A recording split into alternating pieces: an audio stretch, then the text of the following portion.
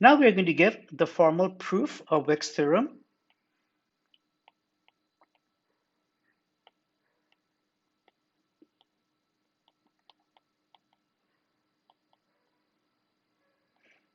Now the formal proof of Wick's theorem is it's an inductive proof. That means that we assume that Wick's theorem is valid for n operators or n minus 1 operators, then we just prove that it's valid for n operators. And because we have already proved Wick's theorem for 2 operators, of course, we can prove it for 3 operators, and once one has proved it for 3 operators, one can prove it for 4 operators, so on and so forth. So let's just assume, okay, before we give the proof of Wick's theorem, let's just try to get some idea about how the proof will go by doing the generalization from n equals to 2 to n equals to 3, meaning that we will assume, as we have shown, that Wick's theorem is true for 2 operators, and then we'll show how it's true for 3 operators. So let's take, without loss of generality, x1, 0, so the time coordinate of x1, to be greater than x2, 0, and the time coordinate of x2 to be greater than x3, 0. If that is the case, then the time ordering of phi1, phi2, and phi3 can be written as phi1, phi2, and phi3. Now, this is time order, the product of phi2 and phi3, and therefore we can write it as phi1 times the normal ordering of phi2 and phi3 plus the contraction between phi2 and phi3. Now we're just going to concentrate on the first term now. So the first term, which is phi1, normal ordering of phi2 and phi3, this can be written as phi1 plus phi1 minus normal ordering of phi2, phi3. Now, phi1 minus has just annihilation operator, sorry, it has creation operator, and therefore this multiplying this is already normal ordered. However, this guy multiplying this is not normal order, so we want to normal order this multiplying this. So let's look at the product of this term with this factor. So we get phi1 plus normal ordering of phi2, phi3. But what is normal ordering of phi2 and phi3? Well, it's, before we do that, let's just decompose phi2 and phi3.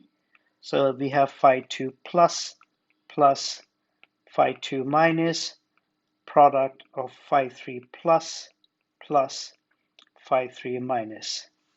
And if I normal order this, then I will get phi2 plus phi3 plus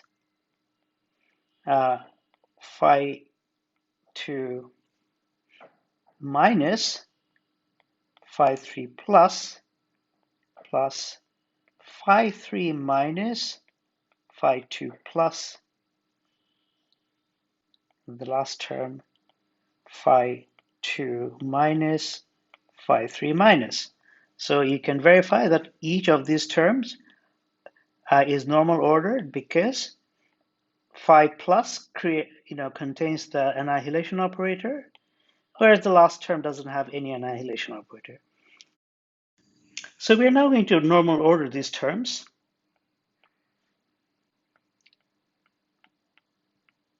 So the first term is already normal ordered.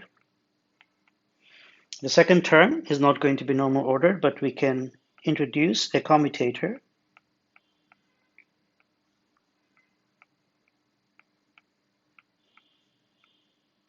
Of course, the price of introducing a commutator is that we have to add the term that we have subtracted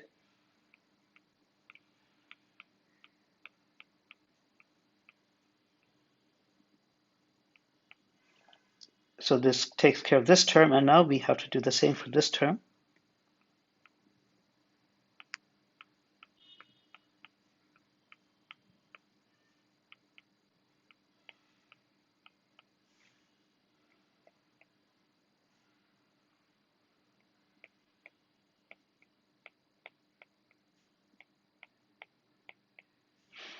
And we have to do the same for this term.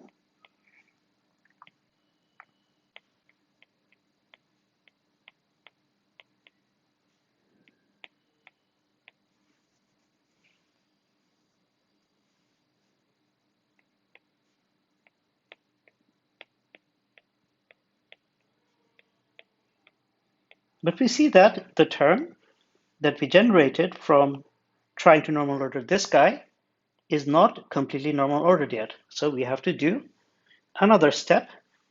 So to do another step, what we do is we subtract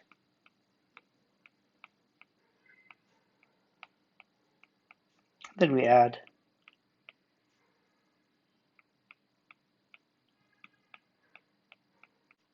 So here we can see that this term is normal ordered. This term is normal ordered. This term is normal ordered. And this term is normal ordered. So these are 4 terms, and these 4 terms I can write as normal ordered phi1 plus phi2, phi3. Whereas the rest of the terms, this guy is going to be phi1, phi2 contracted, phi3 plus. This guy will be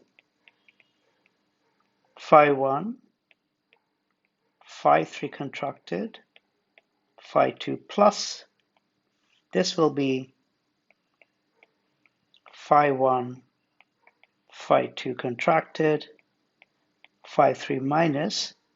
This term and this term is going to give me a commutator between phi1 plus and phi3 minus. So I'm going to get phi2 minus phi1, phi3 contracted.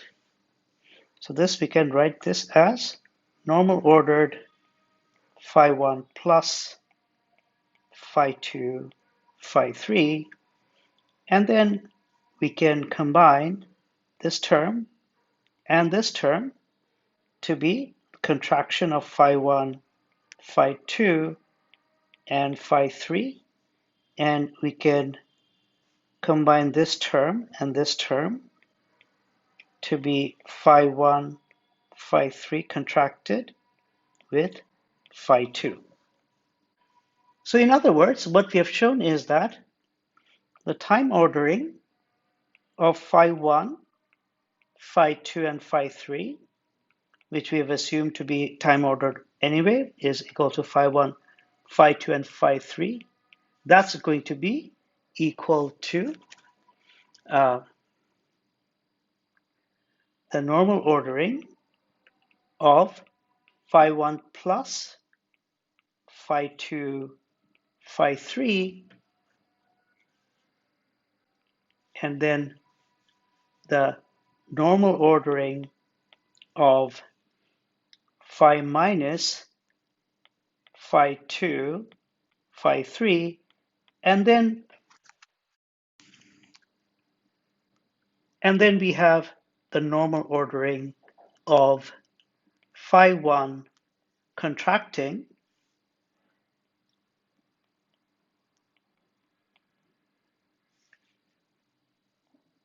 with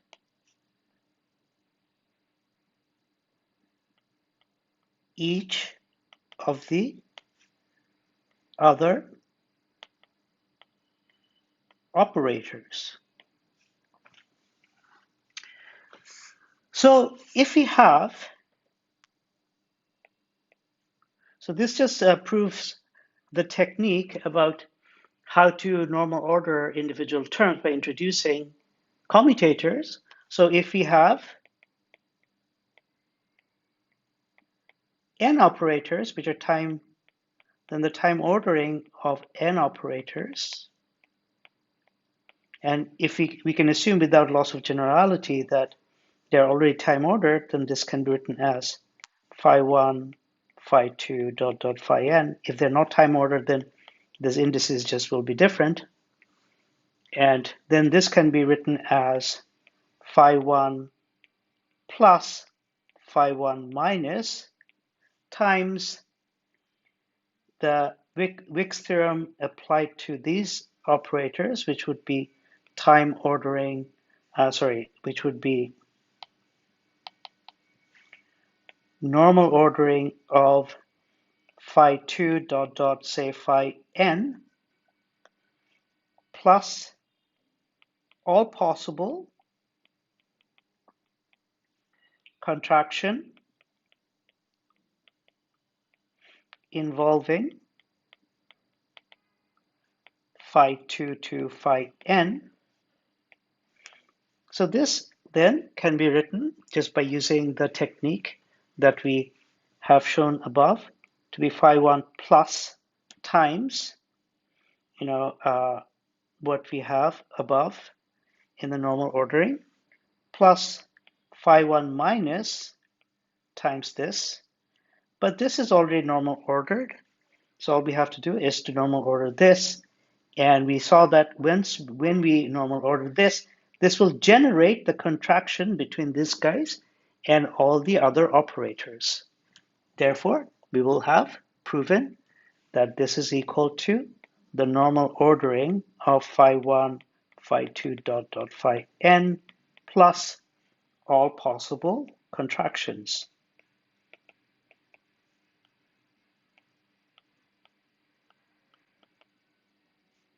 of phi1 dot dot phi n. So this proves Wick's theorem for general n.